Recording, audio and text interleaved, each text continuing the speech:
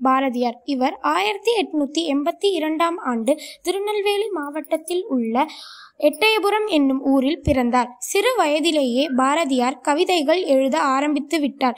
இவருடைய கவி புலமையை பார்த்து எட்டயபுர மன்னர் இவருக்கு பாரதி என்னும் பட்டம் தந்தார்.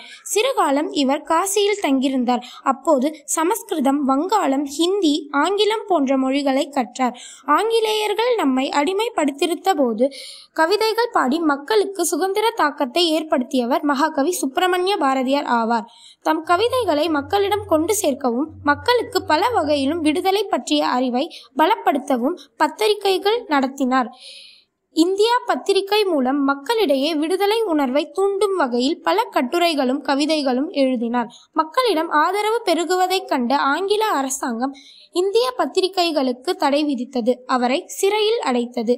விடுதலை போராட்ட காலத்தில் மக்களை ஒருங்கிணைத்து தேச ஒற்றுமைக்காக பாடுபட்டார். அதனால் தேசிய கவி என்று போற்றப்பட்டார். இவர் விடுதலை கவி மட்டுமல்ல, ஒரு சமூக சீர்திருத்தவாதியும் ஆவார். பாரதி பாடிய குயில் பாட்டு, கண்ணன் பாட்டு, பாஞ்சாலி சபதம் இவையெல்லாம் மிகவும் புகழ்பெற்றவர்.